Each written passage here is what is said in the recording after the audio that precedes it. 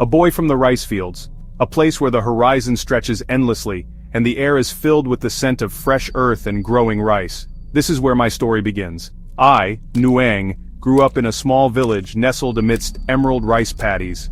Our village was a tight-knit community where everyone knew each other and life moved at a gentle, unhurried pace. The rice fields were our playground, our source of sustenance, and the backdrop to our lives. Life was simple. Days were long, sunrises vibrant, sunsets breathtaking. Each day began with the golden hues of dawn, casting a warm glow over the fields. The evenings were painted with the fiery colors of the setting sun, a daily spectacle that never ceased to amaze us. We were poor, but content. Our homes were modest, made of wood and thatch, but they were filled with love and laughter. The village was our extended family, and we shared everything, from food to stories to dreams. Our wealth lay in the bonds of family and the fertile land that sustained us. The rice fields were our lifeblood, providing us with food and a sense of purpose. We worked together, side by side, planting, tending, and harvesting the rice that was our livelihood. My childhood was idyllic, days spent chasing dragonflies. The fields were alive with the hum of insects and the songs of birds. We ran barefoot through the paddies, our laughter echoing across the fields. It was a time of innocence and joy, where the world seemed full of endless possibilities. Catching fish with my father. The river was our secret haven, a place where we could escape the heat of the day and bond over the simple act of fishing. My father taught me patience and the value of hard work, lessons that have stayed with me throughout my life.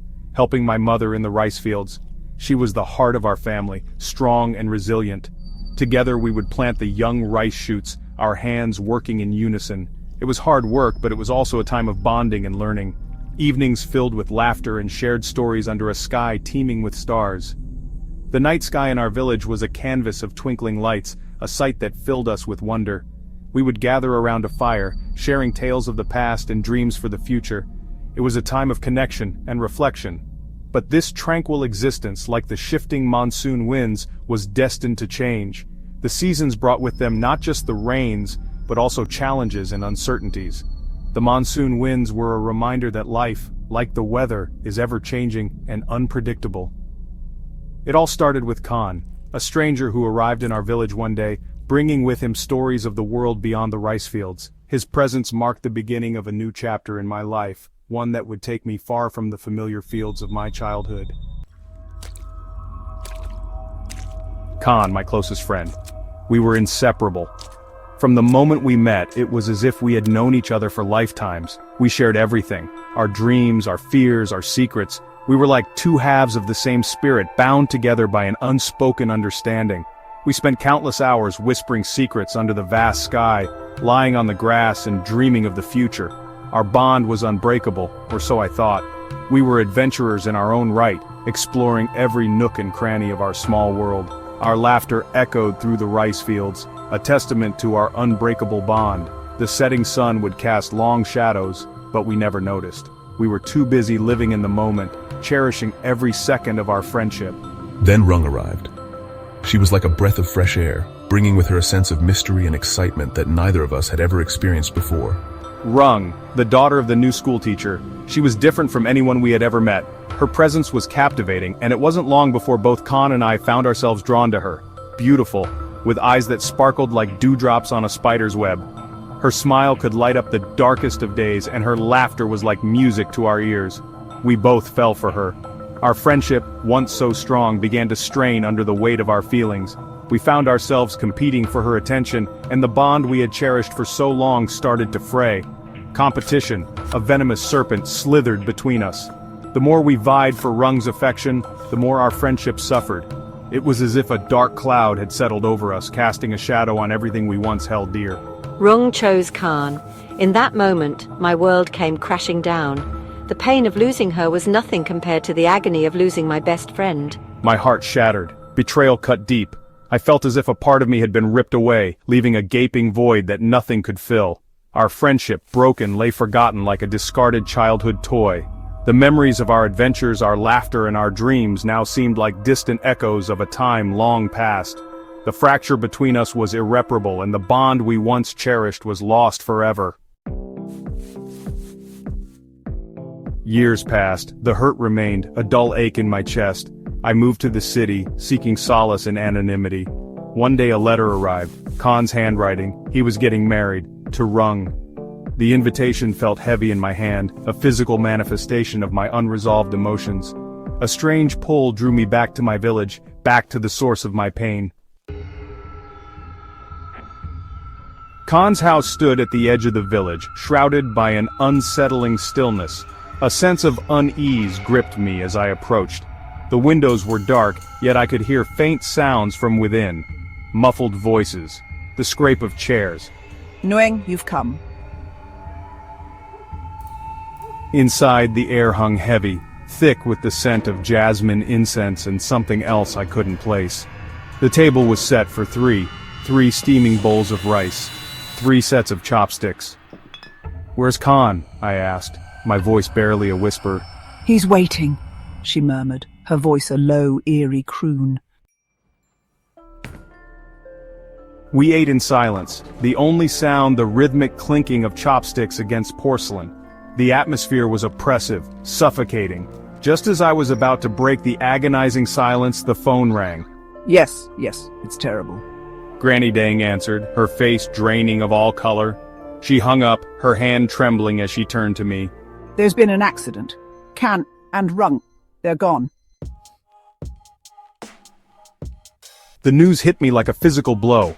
It was as if the world had suddenly shifted, leaving me disoriented and gasping for air. I could feel the weight of the words pressing down on me, suffocating and relentless. The message on my phone was brief, but its impact was profound. It was a moment that would forever be etched in my memory, a moment that marked the beginning of a journey through a labyrinth of emotions. My heart pounded in my chest, a frantic drumbeat against my ribs. Each beat was a reminder of the life that continued within me, even as I felt a part of me had died.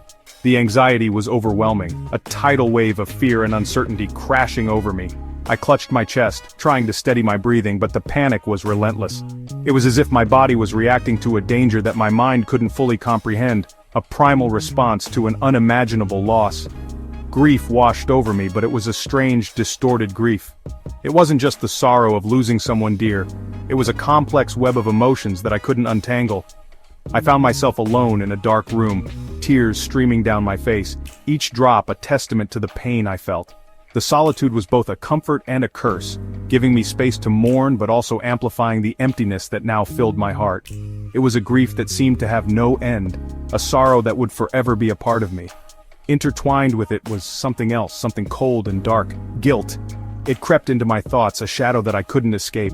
Every time I looked in the mirror, I saw it in my eyes, a reflection of the blame I placed on myself.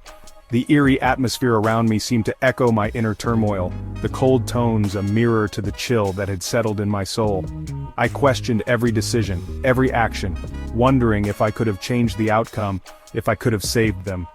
Later, at the funeral, it was confirmed. The reality of their absence hit me with full force. The somber faces of those gathered, the quiet whispers of condolences, the sight of the caskets being lowered into the ground, it was all too real. The finality of it all was crushing. I stood there surrounded by others who shared my grief yet feeling utterly alone. The funeral was a stark reminder of the fragility of life, a moment that underscored the permanence of loss. Khan and Rung had died in a car crash. The details were harrowing, a dark road, a moment of lost control, and then the devastating impact. The wreckage was a testament to the violence of the accident, a twisted mass of metal that had once been a vehicle. The police were still piecing together what had happened, but the outcome was clear. 2 lives, full of promise and potential, had been abruptly and tragically cut short. The crash was a stark reminder of how quickly everything can change, how fragile our existence truly is. The same day I received the wedding invitation. It was supposed to be a day of joy, a celebration of love and commitment.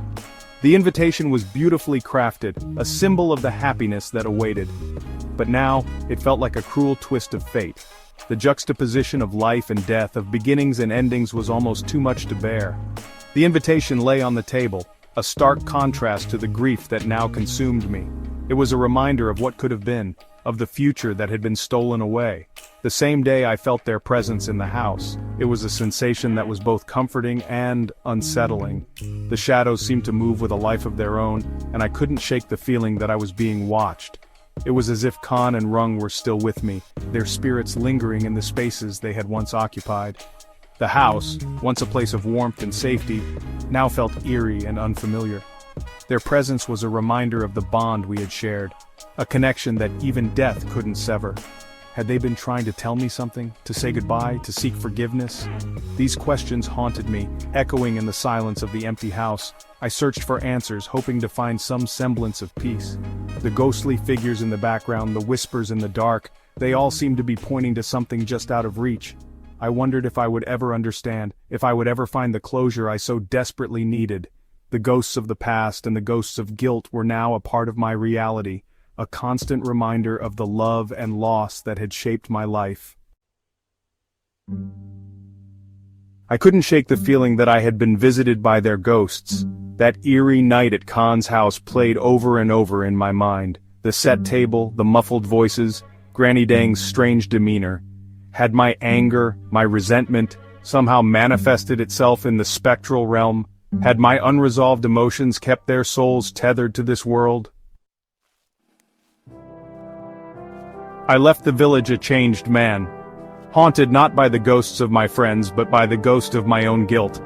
The guilt of a friendship fractured, of love unrequited, of words left unspoken.